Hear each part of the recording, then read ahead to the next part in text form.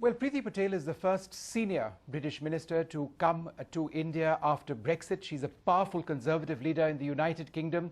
Her visit comes at a time when so many questions are being asked, not just in the United Kingdom and Europe, but certainly around the world, on Brexit, what it actually means for the United Kingdom and so many countries around the world. Thank you very much for speaking to NDTV today. Now, I was reading a quote of yours recently where you said, "Above all, we can find our voice in the world again as a result of Brexit, a voice commensurate with the fifth biggest economy in the world, on earth." Your critics would say you're looking for a voice when you never really lost it. The United Kingdom is a very powerful country. Well, of course, and we are now about to enter an era of new opportunities. And the point about our referendum in the United Kingdom, and this is a really important point, that it was a democratic mandate. The British public had their chance to vote in terms of the United Kingdom's relationship with the European Union.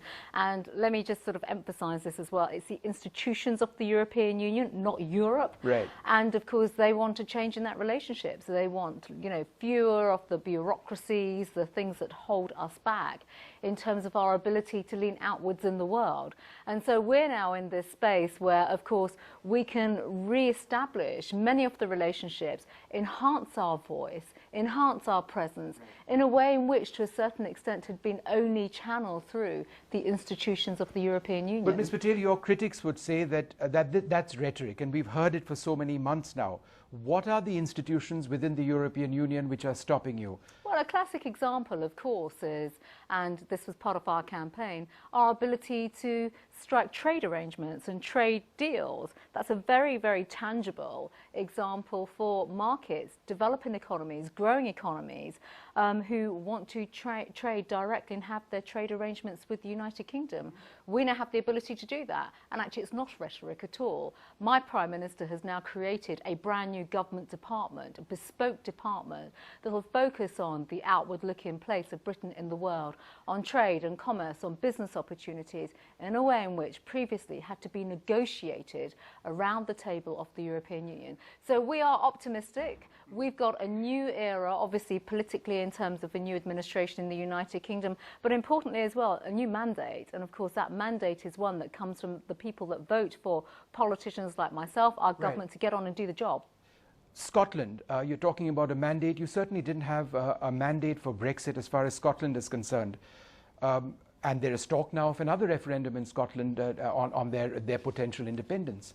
Wouldn't that possibly affect the way we look, the entire world looks at the United Kingdom? No, I don't think that's at all relevant. I really don't. And I think that is just characterising one aspect of the referendum result, if I may say so. We are the United Kingdom. Let me just emphasise that to your viewers. We are the United Kingdom. We are one nation with one voice and one government. But Scotland doesn't agree with that voice, ma'am. Well, 17.4 million people voted. Yes. And, let's be clear, we have to deliver for them while being the voice and the conscience of the 16 million, the others that voted in the other way. And of course, when it comes to Scotland, and I can say this as someone that isn't just a British politician, we have been a government that has delivered for Scotland and the Scottish people post their referendum as well. And so there are many laws, finances as well, a financial agreement in terms of supporting the Scottish Government on the delivery of a whole plank of policies now. So I think, again, you're just characterising one aspect of the referendum. Okay. There is also a concern about minorities in the United Kingdom post-Brexit. There's a fear that there would be an element of British isolationism. There are some in the Muslim community who feel that they might be affected by that. How would you address these concerns? Well, I disagree with that entirely. I completely disagree with that. The United Kingdom is an open country, a tolerant country, and that is, in terms of life after the referendum, we are one nation as a government and we are one voice in government as well. So all communities are well represented. And what about your policies on immigration? Would that see a dramatic change? Well, of course, our policies on immigration are set. They are set as they were in our manifesto commitments. We had a general election last year. That general election, was based on a manifesto, a Conservative manifesto. We're a government that will continue to deliver that manifesto for the British people. So the UK is not going to be a closed nation, Absolutely not. I think if nothing else, let me just dispel this view certainly the proposition you're putting to me, but also for your viewers as well. Britain is an open, tolerated country and an economy. It always has been and will continue to be so. And with regards to the European referendum, the result has been declared. We are reshaping our relationship with the institutions of the European Union. We are not walking away from Europe. We are as positive and proactive and as outward-looking as we always have been. We will have new opportunities through the government, through our new institutions, our new government departments. And actually, I would say to your viewers and to India and many other countries, including other Commonwealth countries as well, that there are new opportunities in terms of economic partnerships, economic development opportunities, new trade arrangements and new trade deals that we will be delighted to negotiate. In fact, my colleagues in government are already working on this agenda. And so we will be even more outward-looking. Sure. We are a global nation and we will continue to be so. I'll get to some of those points in a moment, but I just had one more question to ask you about Brexit. Do you expect the process to be fast? Well, the process is a negotiated process. So that is a process that's being outlined by my government, by my Prime Minister. It starts next year, right? The process of exit. It's not the process of exit. If I may put this into the right context for you, this is the negotiation that takes place before you actually exit and go for Article 50. That is a negotiated process.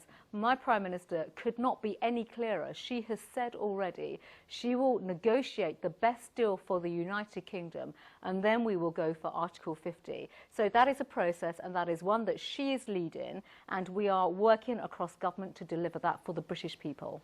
All right. Well, you're here in India now. Among the many things that the UK brings to the table in India, smart cities. And the idea behind smart cities, some of the technology, some of the skills that you can offer in some specific terms, what do you bring to the table with regard to what is a very important Indian policy? Well, this is a crucial policy, obviously, for India, the Indian government, and for the population of India. As India grows, it expands, and the urbanization agenda is one that is hugely relevant, obviously, when it comes to modern India and the outward-looking India. The United Kingdom brings a vast range of opportunities and experience. So it's the depth and the quality of experience that matters here.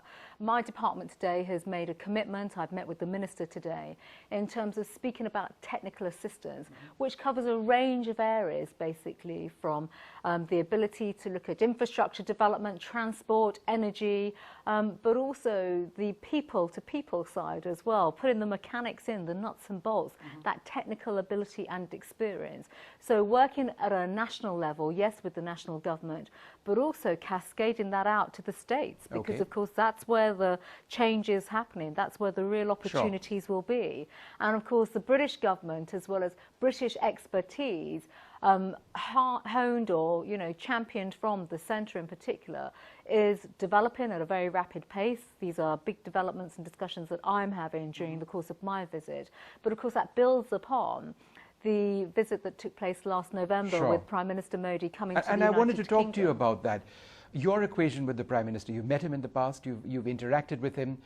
Could you tell us a little bit about how you see Prime Minister Modi as being an essential part of how you see our development at so many levels, economic, social, diplomatic, actually evolve?